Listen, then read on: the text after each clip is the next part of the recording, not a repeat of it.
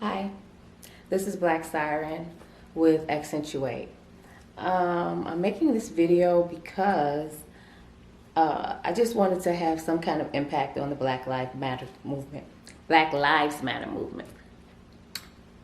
So one of the things that we've been trying to figure out is, why are the kids so violent? Where is this coming from? And what can we do to stop it? And so everybody has their idea of what can we do. We've heard things like put more police, in their neighborhoods. We've heard things like make the school days longer so that they can be occupied longer. But one of my viewpoints is that it starts in the home. And in our community, we have to take some ownership of that. It literally starts in the home. And I'm a firm believer that the hand that rocks the cradle rules the world. And I say that to say that whoever is raising the kid has the most impact on them. And one of the things that is really, really prominent in our community is what people consider to be discipline. So when you think about the old school disciplinarian, I know for me, with my father, it was not verbal, it was physical. And so if I did something wrong, I got beat for it. And that was normal. That was not outside of the norm. But what I started to realize when I was growing up, I had another parent, which was my mom, who had a totally different take on what discipline should be. So she put in a little more work, meaning that instead of the quick way out, which was a hit, she did more talking.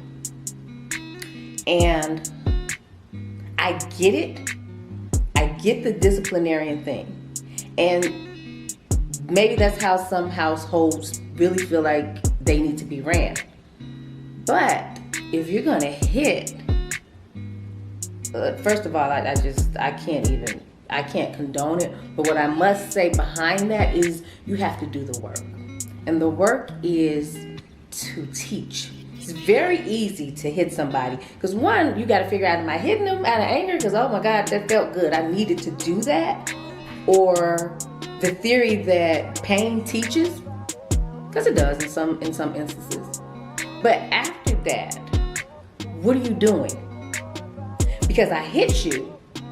What did I teach you when I just hit you? The first thing I taught you is that might is right. I taught you that if I'm bigger than you and I'm stronger than you and I can hurt you, that means that I win that. All right? What I did not teach you was the resolution.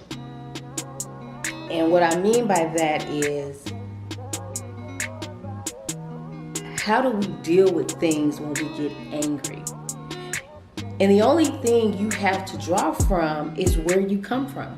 So if your parents dealt with anger that way, by disciplining you that way, then that is what they're going to put out into the world. And I really do feel like there's some type of correlation with how our youngsters deal with anger in the world. When somebody makes them mad, they want to shoot them. They want to kill them. They want to hit them. Whatever. Any degree of physical violence. And I think that comes from not having someone to teach you that there's a different way for it to be done. And I can harken back to when I was saying, so you hit them. Now you have to do the work. Because now you gotta explain, well, this is why I felt like you needed to be disciplined. This is the lesson that I need you to learn from it. And not only in that instance, this is something that you have to keep needling at. You have to keep teaching. It doesn't stop right there. I hear a lot of women say, yeah, I get on his ass. Okay, you did. But what else did you do? Because now all he knows is to be afraid of you and to hide it from you. He doesn't know not to do it again because he don't know why not to do it again. We have to understand that even though they act like they know what's going on. Their brains are still growing. Their brains are still maturing. And so essentially what you put into them is what you're going to get out of them.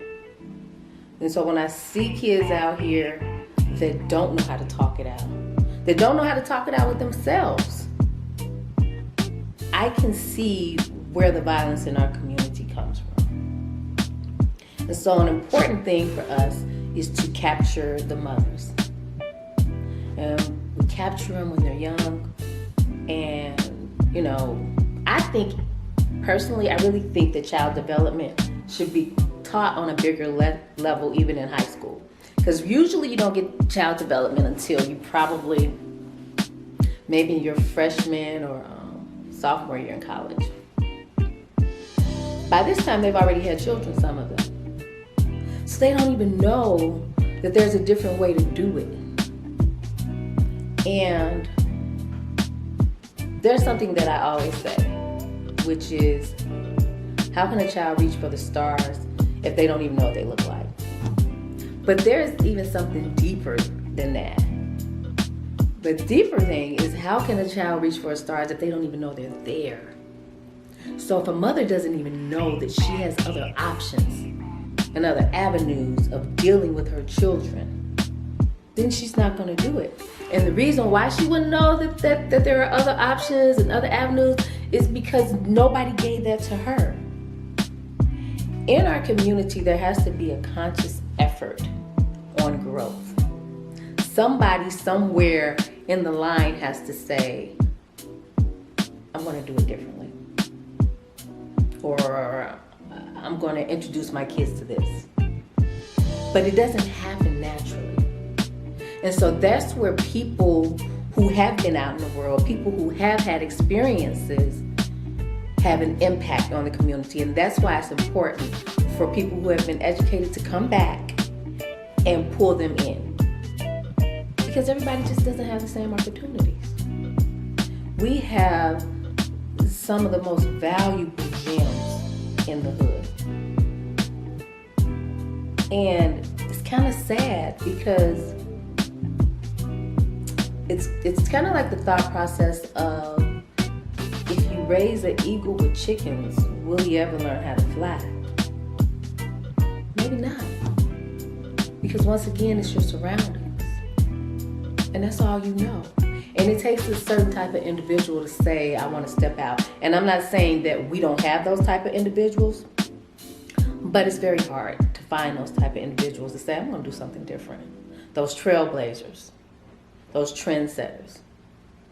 And so I think what I really want for people to get out of this video is that it needs to start at home. It needs to start with talking. It needs to start with education. When I say education, I mean when a kid is 2 and 3 years old, it's what college you going to? What are you going to do when you grow up?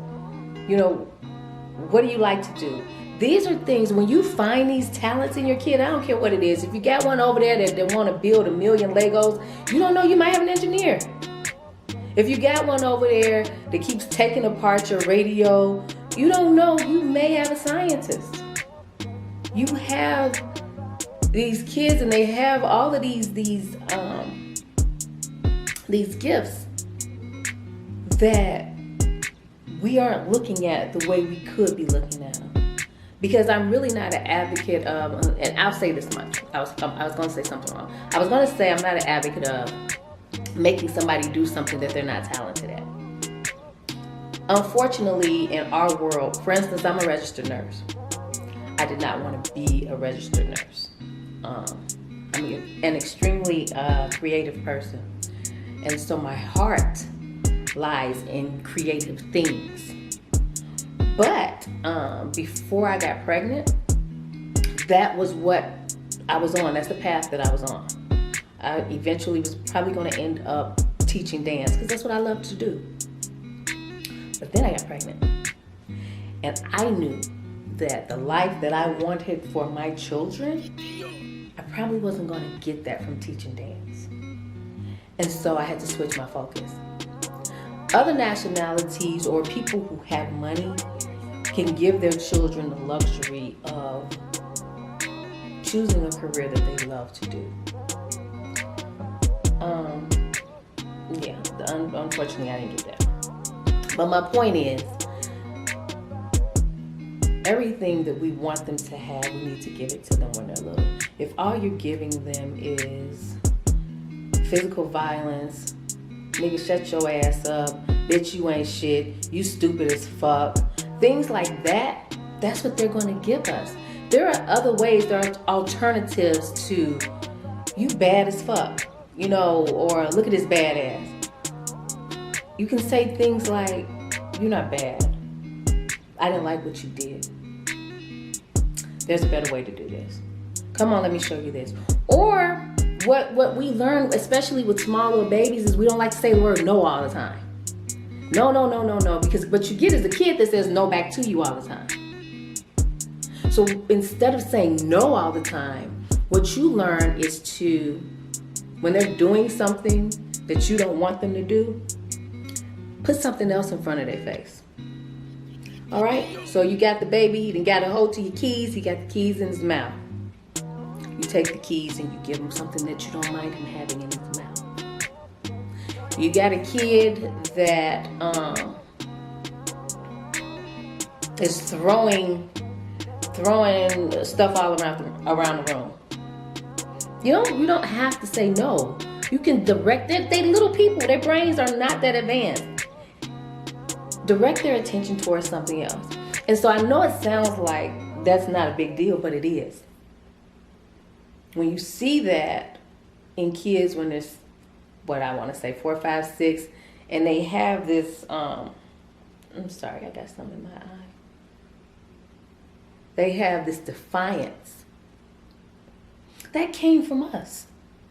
We did that. Now, there are some children out there that do have some psychological problems, but for the most part, they probably don't. We did that. And this is the first video of a series of videos that I want to talk about better ways to handle our children so that what we put out into the world is more positive. I hope you took something from that. I'll be back if you got any questions. Put them down in the comments. And I'll probably talk about this a little more in the next video.